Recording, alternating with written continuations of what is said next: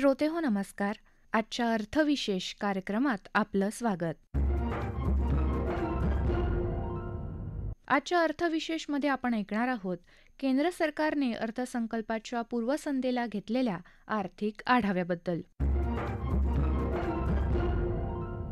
दरवर्षी अर्थसंकल्पाच्या पूर्वसंध्येला आर्थिक पाहणी अहवाल सादर केला जातो. परंतु निवडणुकांमुळे यंदा पूर्ण अर्थसंकल्प सादर केला जाणार नाही. नवीन सरकार स्थापन झाल्यानंतर नवीन सरकारचा अर्थसंकल्प सादर केला जाईल. त्याऐवजी अर्थमंत्री निर्मला सीतारामन उद्या लेखानुदान सादर करतील. या लेखानुदानामुळे नवे सरकार येईपर्यंत विद्यमान सरकारला 31 मार्चनंतर नवीन सरकार स्थापन झाल्यावर पुढील अर्थसंकल्प मंजूर होईपर्यंत आवश्यक तो खर्च करण्याचा अधिकार मिळेल. यंदाचा आर्थिक पाहणी अहवाल सुद्धा संपूर्ण अर्थसंकल्पापूर्वीच जाहीर करण्याची घोषणा मुख्य आर्थिक सल्लागार अनंत नागेश्वरन यांनी केली. पण तरीही उद्या मांडल्या जाणाऱ्या अर्थसंकल्प सदृश्य लेखानुदानापूर्वी सरकारने सोमवारी मागील 10 वर्षांचा आर्थिक आढावा घेणारे टिपण सादर केलं. येत्या 3 वर्षात भारत 5 लाख कोटी म्हणजेच $5 ट्रिलियन सकल देशांतर्गत उत्पादनासह जगातील तिसरी सर्वात मोठी अर्थव्यवस्था बनेल असा विश्वास केंद्रीय वित्त मंत्रालयानं व्यक्त केला. सध्या प्रगतीपथावर असलेल्या सुधारणांच्या पार्श्वभूमीवर अर्थव्यवस्था 2030 पर्यंत $7 लाख कोटी उद्दिष्टही गाठेल असं यात नमूद करण्यात आलं आहे. यावर अधिक माहिती देताना अर्थतज्ञ उदय तारदाळकर म्हणाले, उद्या भारताचा अंतरिम अर्थसंकल्प जाहीर होईल आणि त्याआधी प्रमुख आर्थिक सल्लागार श्री अनंत नागेश्वरन यांनी आर्थिक सर्वेक्षणाचा रिपोर्ट दिला. अर्थात हा रिपोर्ट फायनल नसून पूर्ण रिपोर्ट हा जुलैमध्ये येईल. आपल्याला माहिती आहे की मागच्या वर्षी जे वित्तीय तूट आहे ती 5.9% ठेवायचा सरकारने मानस जाहीर केला होता आणि ह्या वर्षी मला वाटतं ज्या तऱ्हेने मोठ्या प्रमाणावरती जीएसटीचं संकलन झालंय त्यामुळे सरकारला त्या बाबतीत कुठल्याही अडचण येऊ नये आणि अर्थात पुढच्या वर्षी सरकारने या बाबतीत 5.3% आणावी अशी अपेक्षा आहे. अजून एक चांगली गोष्ट ह्या वर्षात झाली ती म्हणजे एकूणच जग या संक्रमणावस्थेत आहे कोरोनाच्या महामारीनंतर आणि एकूण जगामध्ये साधारण 2% आसपास हा वाढीचा जो दर आहे त्या दृष्टीने विचार केला तर भारतामध्ये जी वृद्धी होतीये ती साधारण 60% आसपास होणार असं त्यांनी आता जाहीर केलं आणि पुढच्या वर्षी पण 7.5 ते 7% होईल असा त्यांनी अंदाज व्यक्त केलाय. आणि अर्थात भांडवली गुंतवणूक जी भारताने मागच्या वर्षी जी जाहीर केली होती सुमारे 10 लाख करोडची त्याचा परिणाम हा दिसतोय या वर्षाच्या एकूणच वाढीमध्ये. त्यासाठी अर्थातच ज्याला आपण म्हणतो की मोठ्या प्रमाणावरती नेटवर्क वाढवणं म्हणजे पायाभूत सुविधा मग महामार्गांची लांबी असेल किंवा माल वाहतूक असेल, विमानतळ असतील किंवा रेल्वेचं नेटवर्क असेल, मेट्रोचे रेल्वे असतील, ट्रान्स सी लिंक आहेत, अशा वेगवेगळ्या घटक त्यांनी त्याच्यामध्ये पैसे खर्च केले आणि म्हणजे भौतिक आणि डिजिटल पायाभूत विस्तार या दोन्हीचा त्यांनी वापर केला. आपल्याला माहिती आहे की UPI मध्ये ज्या तऱ्हेने भारताने काम केलं तर एकूणच डिजिटल व्यवहारांच्या 46% व्यवहार आता भारतातून होतात आणि त्यासाठी मोठ्या प्रमाणावर संघटनात्मक काम केलं गेलं 2016 सालापासून. त्याचंच हे फलित आपल्याला दिसते आणि डिजिटल क्रांतीमध्ये भारत मोठ्या प्रमाणावरती जगात डॉमिनेट करेल ह्याच्यात काहीच शंका नाही. आणखीन एक गोष्ट जर आपण बघितली की जे PLI म्हणजे प्रोडक्शन लिंक इन्सेंटिव्ह दिलं त्यामध्ये वेगवेगळ्या क्षेत्रातील कंपन्यांना प्रेरित केलं गेलं आणि अर्थात त्यासाठी स्टँडअप इंडिया असेल किंवा अगदी मुद्रा लोन असतील त्यासाठी पण मोठ्या प्रमाणावरती त्यांना उठाव करू दिला आणि जरी जागतिक मागणी यावर्षी कमी असली तरी सुद्धा आपण सर्वोच्च व्यापारी निर्यात केली या सगळ्या भौगोलिक तणावात. ते पण एक मोठी गोष्ट दिसून आली आणि याच्यामध्ये असं झालं की व्यापार मालाची निर्यात आहे ती जवळ 50% वाढली आणि सेवा ती साधारण 120% वाढली.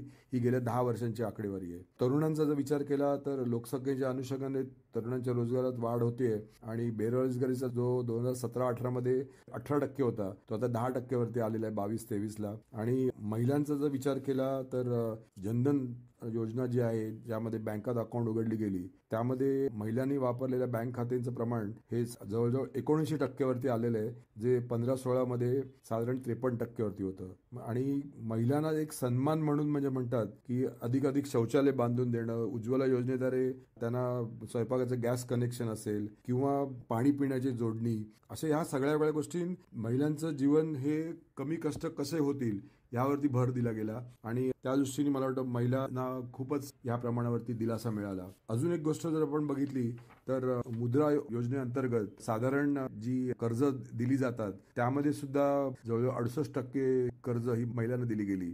त्यामुळे तिथे सुद्धा मोठ्या प्रमाणावरती फायदा झाला आणि एकूण जर आपण बघितलं तर सरकारने जी तळागाळातल्या लोकांसाठी मोठ्या प्रमाणावरती काम केलं आणि त्यांच्या हातामध्ये पैसे मिळाले तर ते मोठ्या प्रमाणावरती बाकीच्या गोष्टींसाठी खर्च करू शकतात याचा पण आविर्भाव त्यांनी बघितला.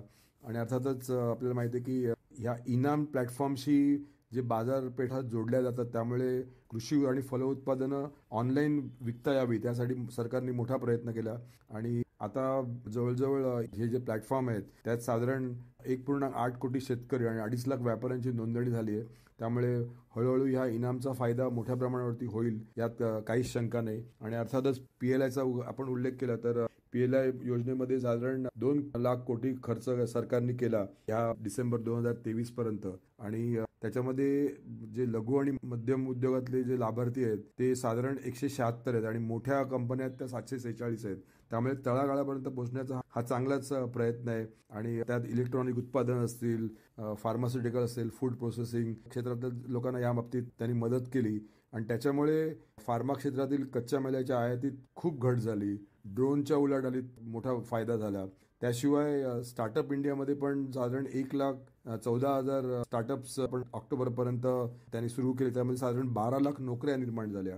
याचाच अर्थ काय की सर्वकष जी विकास होण्यासाठी सरकारने या बाबतीत काम केलं असंच ह्या आर्थिक सर्वेक्षणामधून सरकारला सांगायचं असं दिसतंय.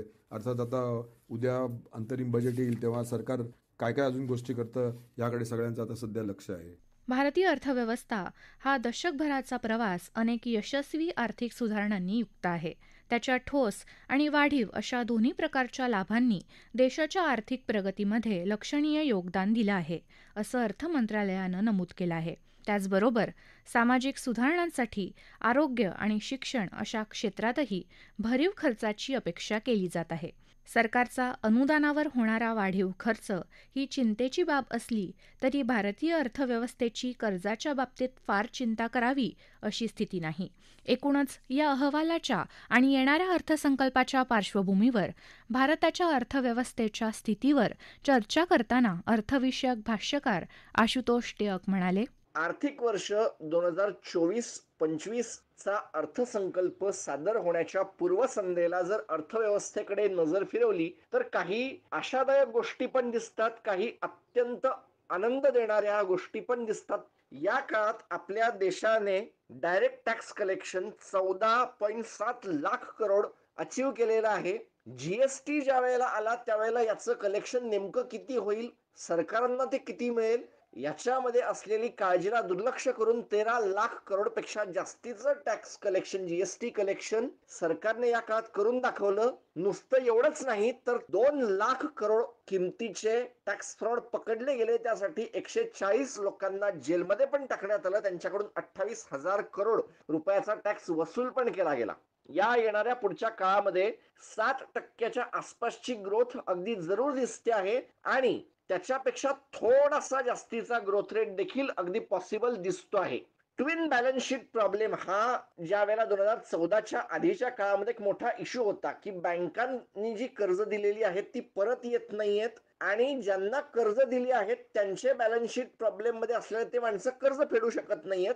याच्यावरचा एक फार मोठा उतारा बँक रिकॅपिटलायझेशन जसा आला तसा भारताच्या आर्थिक इतिहासामधला एक मोठा मैलाचा दगड म्हणजे बँक्रप्सी कोड यालाही मान्यता द्यावी लागेल. कारण त्याने जे काय घडवलं ते फार मोठं होतं आणि यासाठी वर्ल्ड बँकेने डायरेक्टली किंवा इनडायरेक्टली टाळ्या आपल्या भारत सरकारसाठी वाजवल्या आहेत. अर्थ झालेला असा आहे की ज्या वेळेला जगाची अर्थव्यवस्था वाढीचा दर घटतो आहे आणि तो सलग 3 वर्षांमध्ये घटताना दिसतो आहे, भारतामधल्या अर्थव्यवस्थेच्या वाढीचा जो दर आहे तो 6.5% यावर्षी आहे.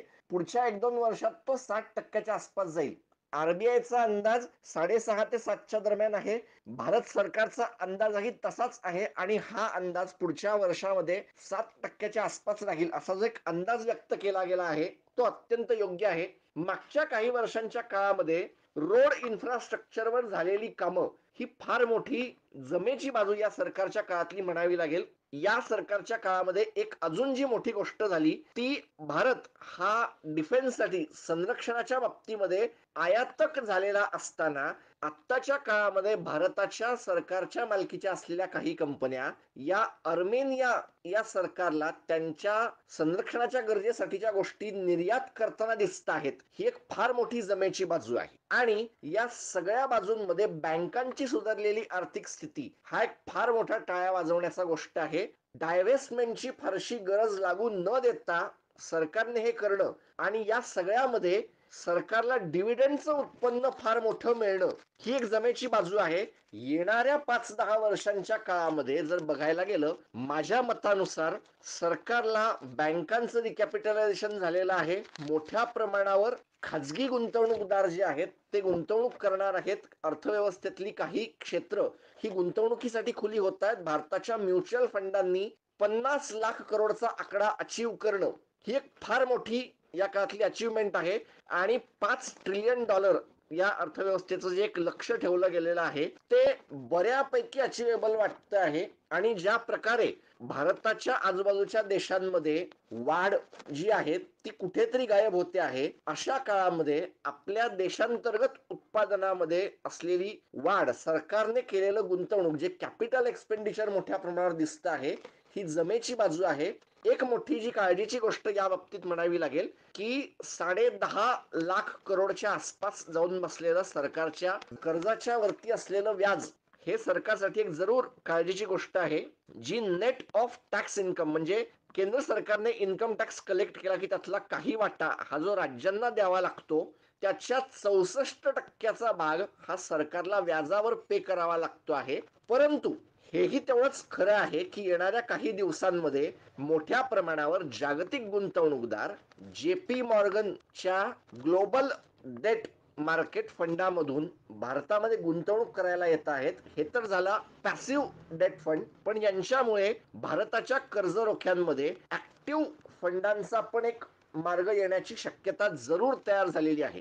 मागच्या काही वर्षांमध्ये भारताच्या अनेक साऱ्या कंपन्यांमध्ये जे कर्जाचं संकट होतं ते जायला लागलेलं आहे आणि एक मोठी आनंदाची गोष्ट या भागात ही म्हणावी लागेल की भारताच्या शेअर बाजारामध्ये आधी जी एक भीती असायची की मोठ्या प्रमाणावर परदेशी गुंतवणूकदारांच्या विक्रीमुळे भारताचा शेअर बाजार अस्थिर होईल का, तो होण्याचा एक जो धोका होता तो भारतातल्या म्युच्युअल फंडांनी आणि LIC सारख्या मोठ्या गुंतवणूकदार संस्थांनी अधिक आक्रमक भूमिका घेतल्यामुळे आता तेवढा नाहीये. ही या सगळ्या याच्यातली एक जमेची बाजू आहे. 2047 पर्यंत विकसित देश बनण्याचं उद्दिष्ट भारतानं ठेवलं आहे. सुधारणा पथ सुरू राहिल्यानं हे उद्दिष्ट साध्य होऊ शकेल. रोजगार निर्मितीवर भर देत सर्वसमावेशक विकासावर धोरणांचा भर असण्याची गरज दिसून येत आहे. देशांतर्गत मागणीच्या बळामुळे अर्थव्यवस्थेला गेल्या 3 वर्षात 60% अधिक वाढीचा दर साधता आला आहे. आर्थिक वर्ष 2024 आणि 25 मध्ये वास्तविक GDP वाढ 60% जवळ असेल अशी अपेक्षा आहे. अर्थात 2030 पर्यंत विकास दर 60% अधिक राहण्याची शक्यता असली तरी त्यासाठी वित्तीय क्षेत्रासह इतर संरचनात्मक सुधारणांचा कार्यक्रम सरकारला राबवायला हवा. हीच अपेक्षा नव्या सरकारकडून असेल.